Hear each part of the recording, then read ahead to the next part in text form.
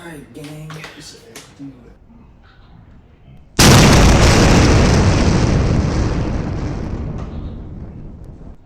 What's good? What's poppin'? What's crackin', my niggas? I'm your host with the dope blonde O's.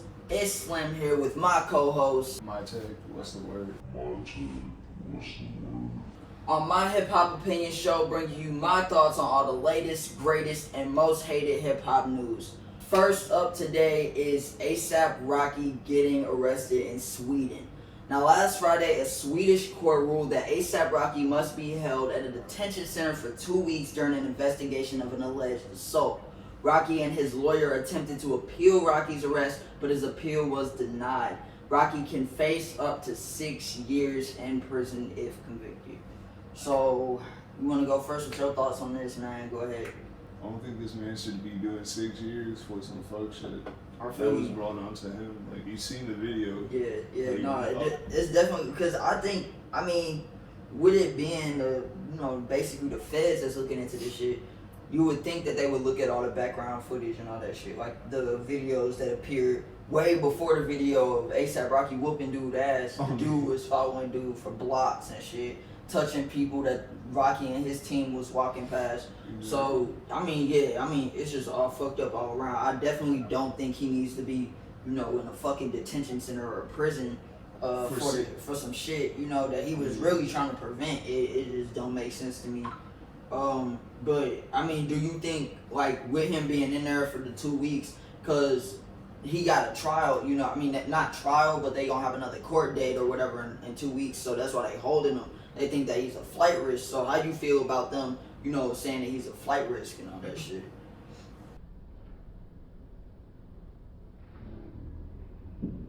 I think it's fucked up.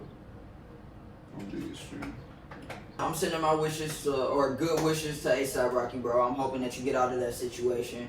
I know Rocky and his entire team and family have been praying, hoping that they can get this thing taken care of. So I just hope that gets handled in the quickest way possible.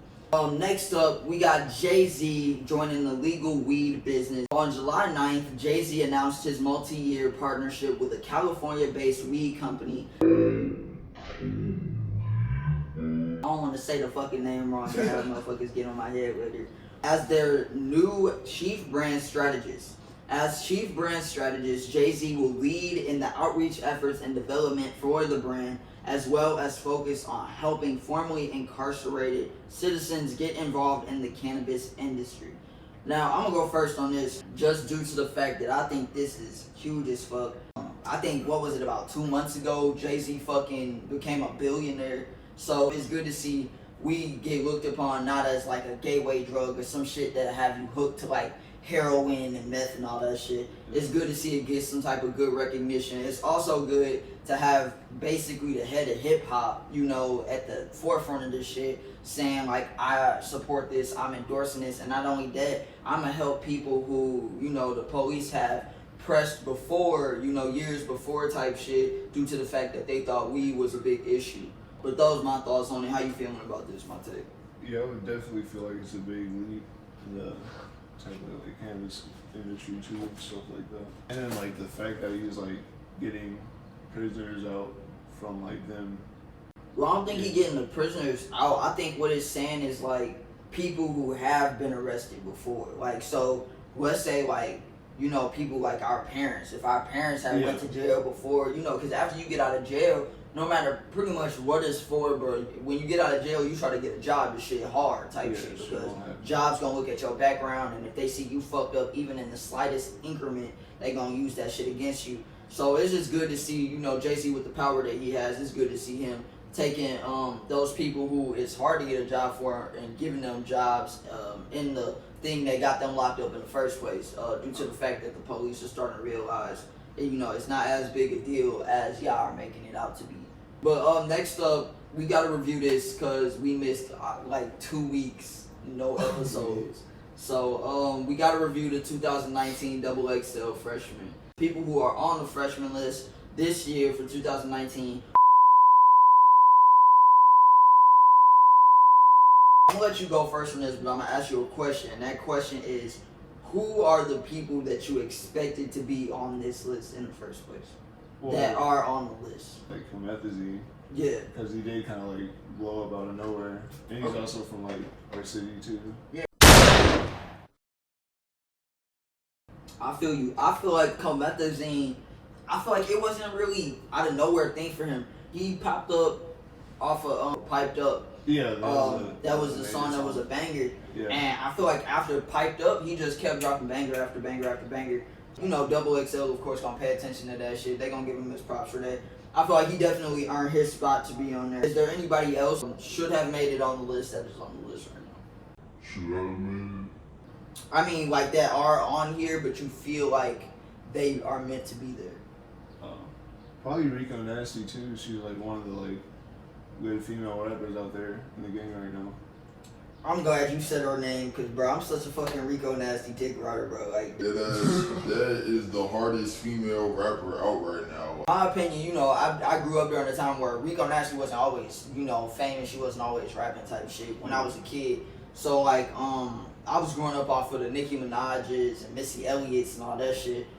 So it's just good to hear, like, I guess somebody find a way to have that swag rap that Nicki Minaj has and mix it with the actual talent that Missy Elliott had with the wordplay and all that shit. And I feel like Rico Nasty does that shit perfectly. She definitely deserves to be on this list. I feel like she should have been on the list last year. She would have been fucking popping by now. But she's popping right now anyway, man. She's definitely doing her thing. Another person I'm glad made it on this list was DaBaby. Now, due to the fact of how recent in the public's eyes DaBaby has gotten famous, I did not think XXL was gonna put him on. Yeah. He was like my top 5 though. Like he was definitely one of the people that I wanted to see on there due to the fact that he fires for any song he dropped for real is a banger. I know I hear a lot of like bloggers and interviewers and shit saying that he's right now doing this shit where he's making the same song over and over and all this shit sounds repetitive. I don't agree with that shit at all. I think that every time he hop on a song, he do something fucking different. It just sound tough as fuck. I fuck with it. Who is not on the list that you felt like should have made the list? Who's not on the list? I mean, Polo G probably, he pretty lit right now. I feel you. Polo G cool. I mean, I fuck with some of his music. I'm not hip to like his whole catalog type shit. I haven't listened to all his shit, and I really do want to listen to his latest project. But I feel like he's so recent. Like he has that mixtape or album that he just dropped. Just happened like not even a whole month ago. So yeah, and he got some bops on there. I'm not gonna cap. Like I heard the Pop Out Again shit with Gunna and Lil Baby. That shit was fire. I fucked with the first Pop Out with Lil TJ. So yeah, I feel like he definitely is doing his thing. But yeah, I see him more so like 2020 XXL. They gonna start reaching out to him and shit. That's my argument to say that's why I feel as though he shouldn't have been on here. Is there anybody else that you feel should have been on the list that is not? At this moment, no, I can't think of it. This 2019 list is definitely big. This is like one of the most near perfect lists they've done since what 2014, 13 type shit. So this is tough. I fuck with it, man. I did y'all thing. Next up, we got Lil Wayne walking off stage after 20 minutes of performing while on tour with Blink 182. Now, the tour kicked off at the end of June. Just a few weeks in, fans reported that this tour may not be Wayne's cup of tea. On Thursday, the tour landed in Virginia, but because of rainy weather, many fans did not show up, causing Wayne to leave after performing for only 20 minutes. According to one Twitter user who attended, Wayne said, "Ain't enough of y'all here, I'm out." No. I got my own thoughts on this, but I want to hear yours first. How did you feel when you found out Lil Wayne was going on tour with the rock band Blink 182? How did I feel? Yeah, how did you feel about that concert? Like, did you feel as though it was going to be one of the biggest experiences type shit? Like a huge concert experience for everybody? Apparently not for me, because I didn't really hear about it that much. So I feel you. I just found out about this shit like yesterday. When you did your research, I got you. Yeah. I mean, personally, I've known about the Blink 182 and Lil Wayne tour for, I want to say, a good 2 months. I definitely knew it was happening. It wasn't something that I was looking into. It was never something I was going to attend, due to the fact that I thought because Lil Wayne was going to be performing with or co-heading with a rock band, that they were going to bring rock Lil Wayne out. And I don't know if you remember that or not, but when I was in like middle school, I remember when Lil Wayne went through that, in my opinion, weird transition into rock. And he did that entire rock album that had nothing but guitar samples and riffs and all of that shit. Personally, I didn't fuck with it, and I'm a fucking Lil Wayne stan, but that was just not a version of Lil Wayne that I fucked with. So that's what made me steer away from the whole tour altogether. But how do you feel about him not wanting to do the concert due to the lack of fans showing up? There was rainy weather, so it was crappy, shitty weather type shit. People didn't really want to pop out like that, so that could be one of the excuses. And that excuse, I think Lil Wayne is tripping. You know, every concert date isn't gonna have the best weather. I feel like him leaving after that 20 minutes was him realizing I'm not really fucking with this type of crowd. Cause you gotta understand, it's a Blink 182 tour. So they fan base is going to show up. It's not just gonna be a hardcore Lil Wayne fans and everybody who fucks with anything around Lil Wayne. This is gonna be people who fuck with Blink 182. And so they're not really gonna give a fuck for real about the rap portion of the concert as much as they are about the rock and roll portion. So in my opinion, I feel like I haven't seen any stories that said he's leaving the tour. I did see a video of him saying, I don't know if this is going to be my last time performing here, so maybe that was a little hint to it, saying that I don't think I'm going to be here much longer. But I don't know. I think that in Lil Wayne's case right now, he's so popping, bro, he rarely has to do anything. So, like, him sitting at the crib and just dropping an album every so fucking often will work for me. I don't feel like he has to do huge tours or co-head with anybody on a tour. I feel like he should just like definitely get off of this tour and focus on doing his own thing and put his own shit together. Now we moving on to the shit. We got this nigga Robert Kelly, bro. Now, 2 days ago, R. Kelly was arrested on new sex crime charges. On Thursday night, Kelly was arrested in Chicago on federal charges. Homeland Security from Chicago and New York, alongside NYPD, took him in before a federal grand jury. Let me say that shit. Took him in before a federal grand jury indicted him on 13 counts, including counts of child pornography, obstruction of justice, and luring minors for sexual activity.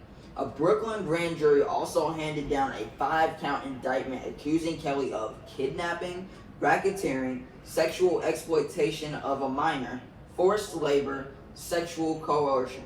These allegations in Brooklyn stem from alleged indictments from 1999 to the present.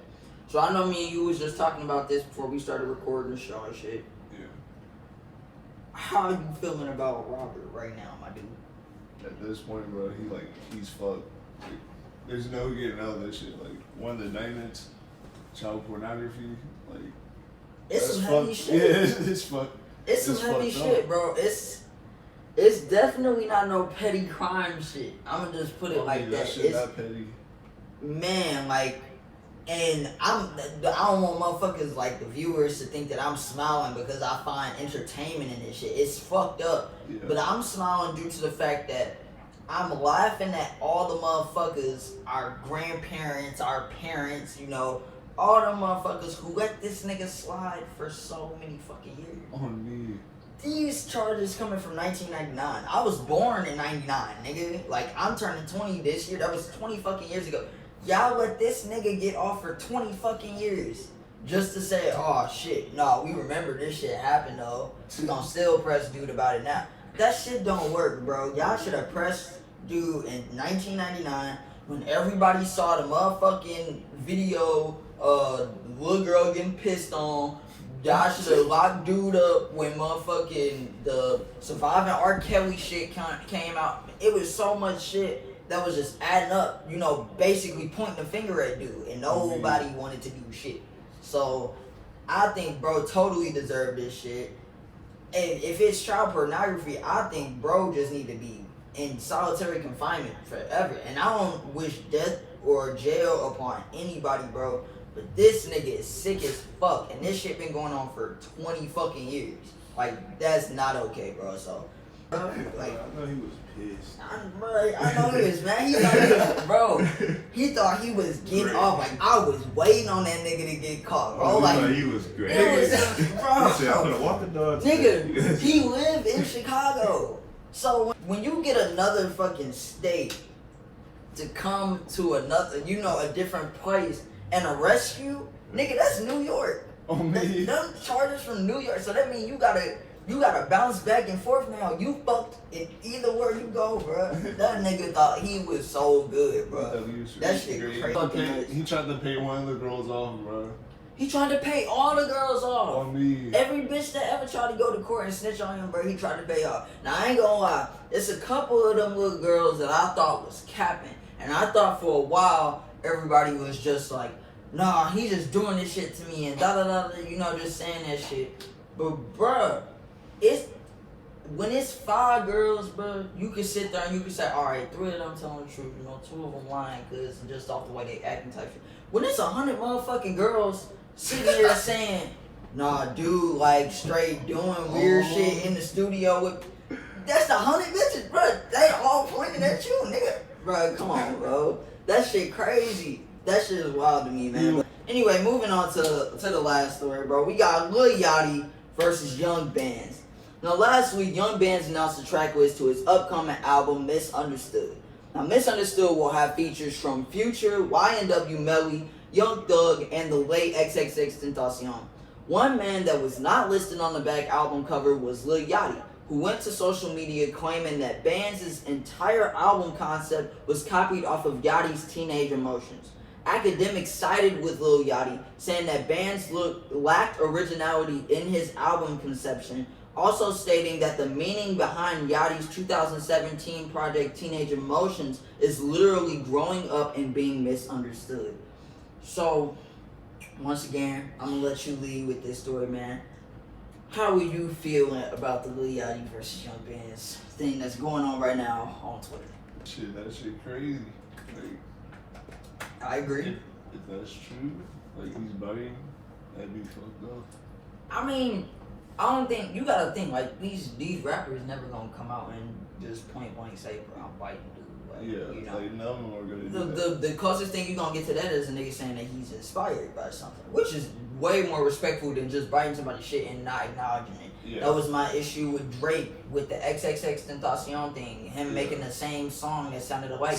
I didn't fuck with that because then Drake hopped on some radio show or interview or something and said, I don't know who XXX is. So I'm like, you're tweaking because he's one of the most famous artists out right now, and you're stealing his sound and then saying you don't know. So I don't fuck with that at all. For one, I'm not a big fan of Young Bands. His music to me isn't appealing. I just can't find it as being some shit that I could just sit down, you know, chill out, smoke, and fucking just listen to. It's just not something that I do. It's too, it's a mixture of like that chill rap shit with like mumble rap. And like, there's no issue with what people consider mumble rap, because that fucking definition for that is so expanded, it's crazy. But I just could never get into it. I did, however, see when he posted the Misunderstood cover. And immediately it did remind me of Teenage Emotions. Now, on the cover, it's got him sitting in the middle of the classroom. You've seen the cover, right? I'm pretty sure anybody watching this has seen the cover. It definitely feels as though some of that concept did come from Yachty's Teenage Emotion. The fact that Bands is denying it instead of saying, you know what, Yachty, I was inspired by your idea. Now I'm choosing to take it and expand on it. That's perfectly respectful. That's the way to fucking do it. You don't take a nigga's shit and then say, I don't know the nigga who did it first. That's my issue with Bands in this. And like academics said, I'm agreeing with academics. Teenage Emotions is literally like Lil Yachty's concept behind Teenage Emotions was that people don't understand teenagers. Our emotions are like roller coasters. We're up, down, all the fuck around. We don't know what the fuck is going on. It's being misunderstood. That's what being a teenager is. So with you naming the project Misunderstood, and then having it take place with you surrounded by a bunch of different things going on in the background, as Yachty's Teenage Emotions cover did, that's copying, bro. It's kind of biting. That's all for this episode, man. Thank y'all for tuning in. Make sure that y'all like, subscribe, and comment, man. We're going to keep the episodes rolling out, bro. And I will check in with y'all later.